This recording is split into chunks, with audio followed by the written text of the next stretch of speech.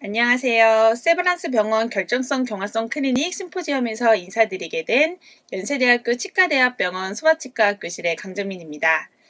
지금부터 결정성 경화증을 가진 아이들을 위한 치과 치료에 대해 알아보도록 하겠습니다.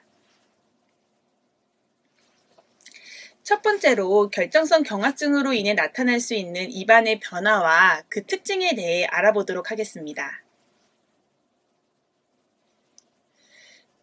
결정성 경화증을 가진 경우 치아와 잇몸 그리고 치아의 배열에 나타날 수 있는 대표적인 소견은 다음과 같습니다.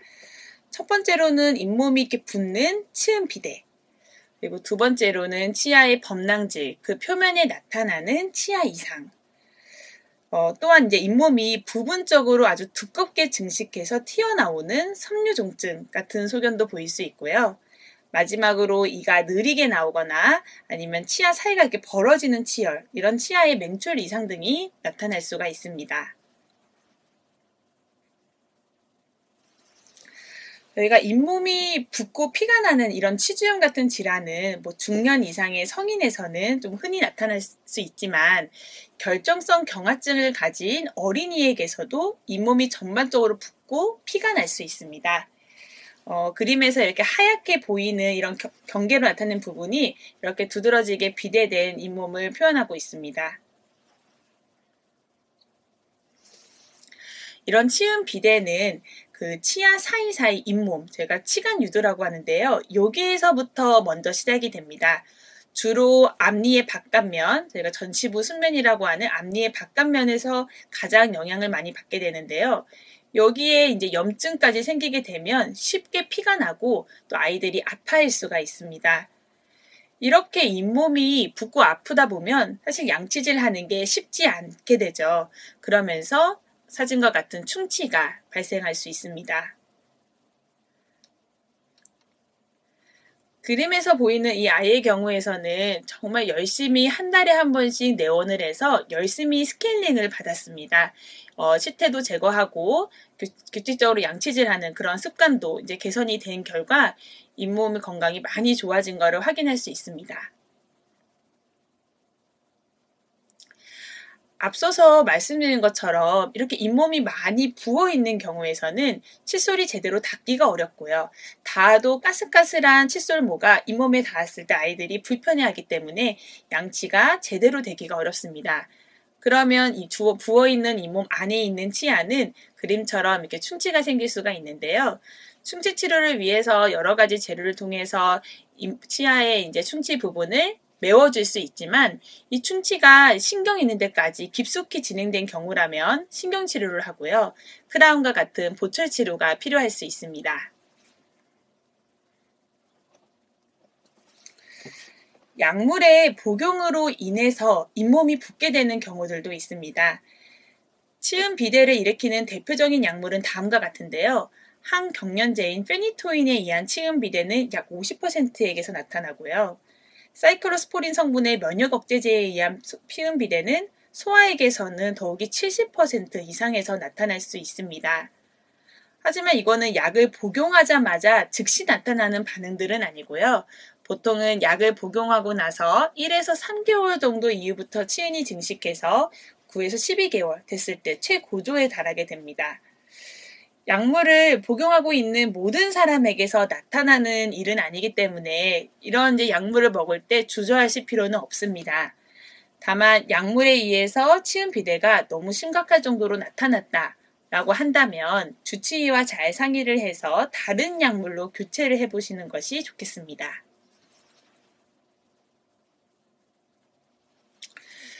약물로 인한 치음 비대는 약물을 지속적으로 복용하고 있는 한 치료 이후에도 재발을 하기가 쉽습니다. 따라서 외과적 시술하고 나서 다시 재발하는 그 빈도, 그 횟수를 줄이기 위해서는 결국 철저하게 구강위생 관리를 하는 것이 무엇보다 중요합니다.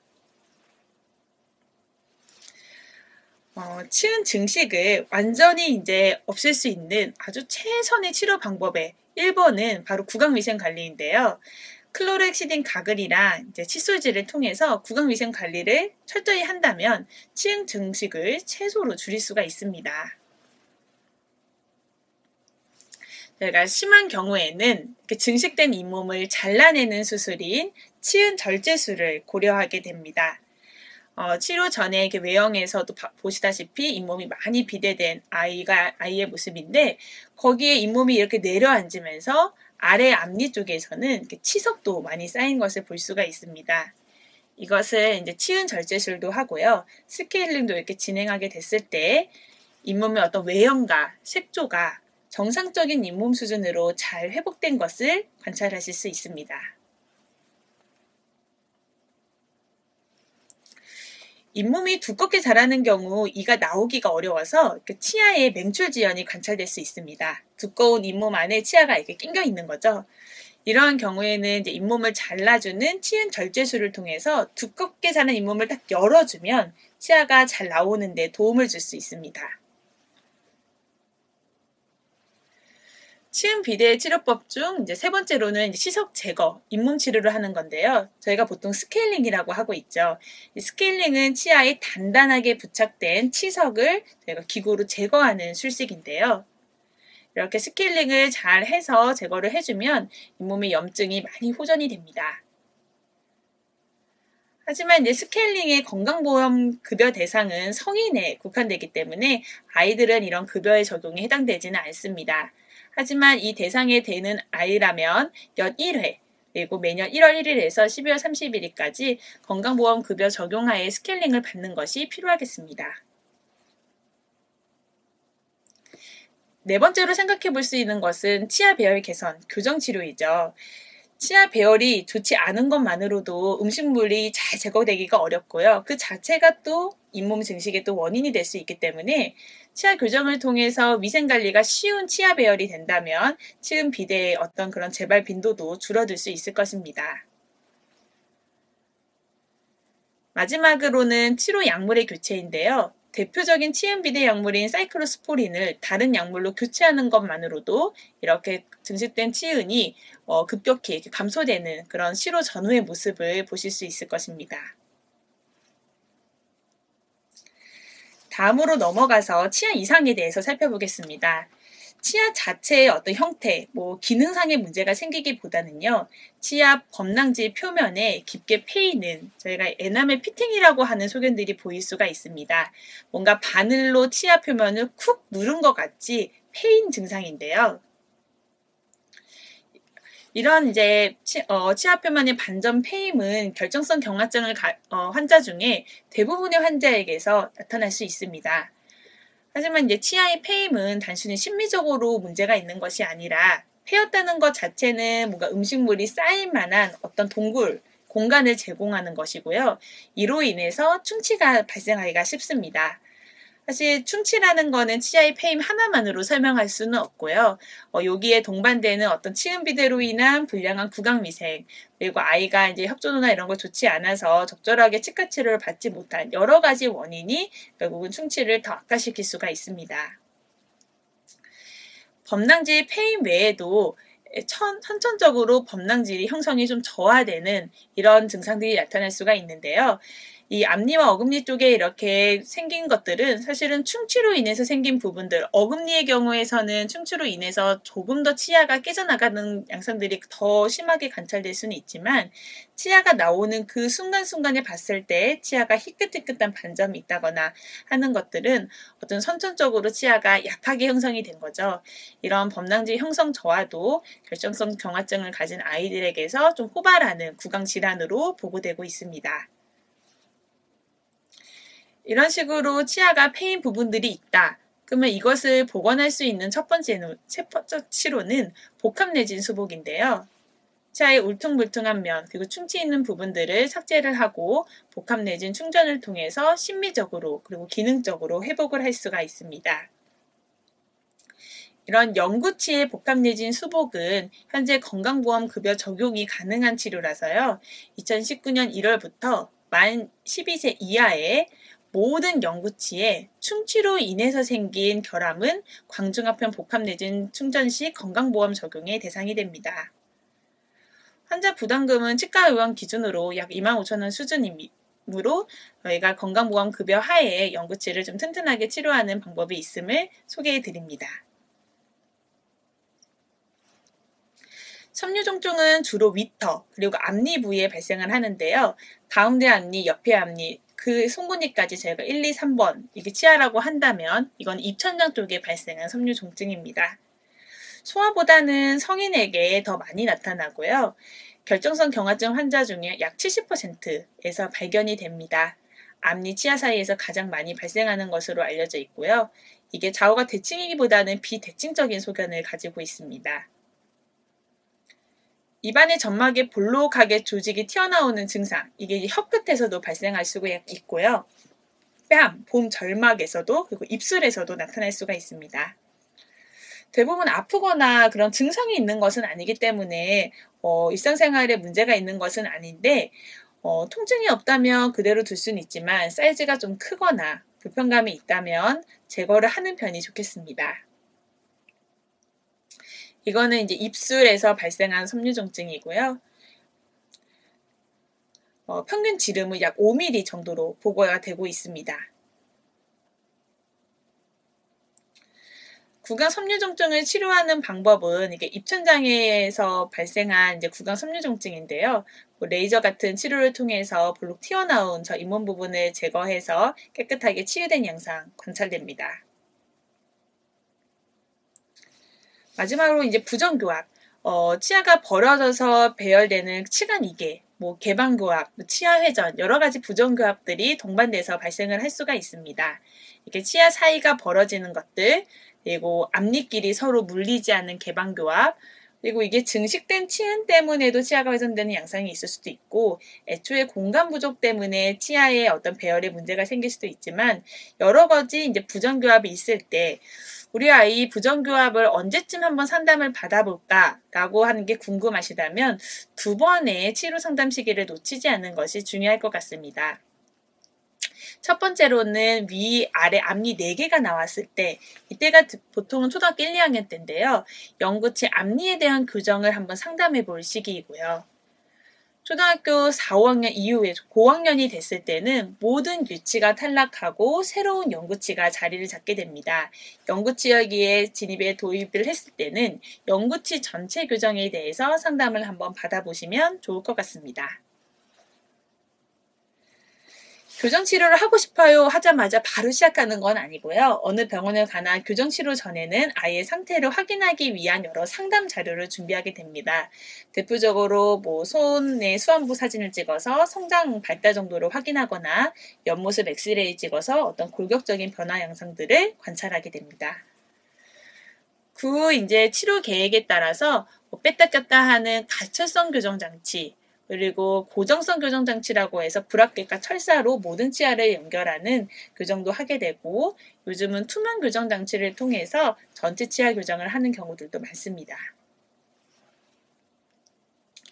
두 번째 파트에서는 단순히 이제 증상별 치료가 아니라 이 결정성 경화증을 가진 환자들의 여러 가지 이제 다른 전신질환이 동반됐을 때의 치과 치료에 대해서 생각해 볼 건데요. 결정성 경화증을 가진 아이들 중에 어떤 뇌전증, 그리고 지적장애, 자폐증 이런 질환들이 같이 동반되는 경우가 있습니다. 이런 아이들 중에 이가 아파서 일반 개인 치과를 찾아갔는데 저희 병원에서는 치료하지 못해요 라고 해서 치료를 못 받는 아이들이 있습니다. 그렇게 되면 보통 이렇게 대학병원에 내원을 하게 되는데요. 이런 아이들이 이제 대학병원에 의뢰가 되었을 때 사실 가장 중요한 거는 어떤 응급 상황에 대처하는 안전한 진료이거든요. 그래서 병력 조사를 무엇보다 이렇게 철저하게 해야 됩니다. 어떤 아이한테 어떤 전조 증상이나 트리거 포인트는 없는지 이런 거를 좀 물어보는데, 환자의 예약 시간은 비교적 아침 이른 시간이 좋고요. 치료 시간은 비교적 짧게, 최대한 짧게 하고, 어떤 밝은 조명, 갑작스러운 움직임, 소리 자극은 최소화하는 것이 좋습니다. 뇌전증 환자 아이들 중에서 한 달에 한 번 이상 계속해서 발작을 보이고 있다면 이럴 때는 치과 치료를 연기하는 것이 바람직하고요. 저희가 심한 우식으로 신속한 치료가 필요하다라고 판단되는 시점에는 소아신경과 협진을 의뢰하게 됩니다.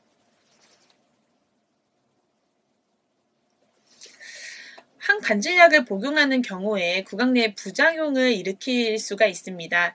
예를 들어 잘 알려진 그런 페니토인 같은 경우는 앞에서도 잇몸이 이렇게 붓는 치음 비대를 유발할 수 있고요.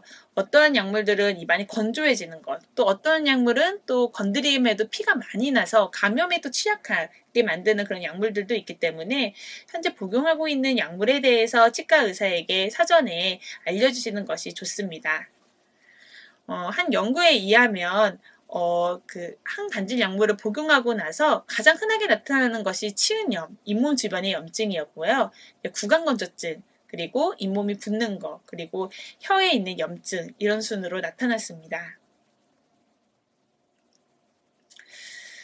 뇌전증 환자에서 이제 치과에서 사용하는 국소마취 그 자체는 사실 비교적 안전합니다. 하지만 이제 에프네프린을 포함한 국소마취제를 정맥으로 주사했을 경우에는 발작을 좀 주의해야 되는데요. 저희가 크게 두 가지로 조절이 잘 되는 뇌전증을 가진 환자라면 국소마취 하에 일반 외래에서도 치과 치료하는 것을 추천하지만 조절되지 않는 뇌전증 환자라면 치과 치료 자체를 연기를 하거나 급한 치료라면 전신마취 하에 치료하는 것을 추천을 드립니다. 뇌전증 환자 중에서 갑자기 이제 발작을 할 때 의식장애나 경련 등으로 인해서 어떤 머리나 얼굴 그리고 치아 부위에 외상을 당할 수가 있습니다. 한 연구에 따르면 이제 가장 흔하게 외상을 받는 거는 입술이랑 뺨을 순간적으로 씹는 것, 그로 인해서 혀가 좀 찢어지기도 하고, 치아가 부러지기도 하고, 심한 경우에선 치아가 탈락하는 경우들도 있습니다. 이런 이제 치아의 외상을 가장 예방할 수 있는 방법으로는 이제 마우스 가드를 장착을 하는 것입니다. 그리고 많은 부분에서 걱정하시는 게 우리 아이가 협조도가 좋지 않아요. 발달장애가 있어서 외래에서 치료받는 게 좀 어려워요. 라고 이제 어려움을 호소하시는 분들이 있는데요. 아이가 전신적으로 이제 조절되는 발작이거나 큰 문제가 없는 경우에서는 저희 소아치과에서도 아이들을 충분히 이렇게 고정을 한 다음에 안전하게 치과 치료를 잘 시행을 하고 있고요. 치료해야 될 치아가 너무 많거나 아이의 협조도가 너무 많이 부족하다고 판단되는 시점에서는 저희가 전신마취 하에 치과 치료를 진행을 하고 있습니다. 결정성 경화증을 가진 환자 중에 폐에 어떤 섬유 변성이 동반되는 경우들도 있는데요. 이럴 때는 어떤 호흡 곤란, 자발성 기흉 유발의 위험성이 있기 때문에 안정이 될 때까지는 치과 치료를 연기하는 것이 좋습니다. 마지막으로 저희가 안전한 치과 치료를 위해 생각해야 될 것들, 사실 가장 1번은요. 치과 정기검진입니다. 어떤 치통이나 구강 내 감염 자체가 환자에게 고통이나 어떤 불편감도 주지만 이 자체가 또 뇌전증을 갖고 있는 아이들에게는 발작의 원인이 될 수 있기 때문에 정기적인 치과 검진을 통해서 예방치료를 철저하게 해주시는 것이 좋고요. 필요시에 고정성 보철물을 할 수는 있는데 탈락 위험성이 높은 할 수 있는 수복물보다는 그런 것들 흔들리는 치아 같은 거는 조기에 제거를 해주고요. 고정성으로 잘 보철을 해주는 것이 좋습니다. 그리고 치료를 하다 보면 아이가 순간적으로 움직여서 어떤 입안에 있는 이물질 같은 것들이 치과 재료 같은 것들이 흡입될 수가 있는데 그것을 막기 위해서는 러버댐이라고 하는 안전한 그 우산 같은 재질의 러버댐을 사용을 해가지고 치과 치료를 할 수 있고요. 마지막으로 구강 건조증을 보이는 환자에게서는 인공 타액을 사용하거나 입안 자체가 마르면 충치가 좀 잘 생기기 때문에 정기 검진 오실 때마다 아이들에게 불소 도포를 하는 것을 권장합니다. 이것으로 세브란스 병원 결정성 경화증 클리닉 심포지엄 치과 치료에 대한 설명을 마치겠습니다. 경청해 주셔서 감사드립니다.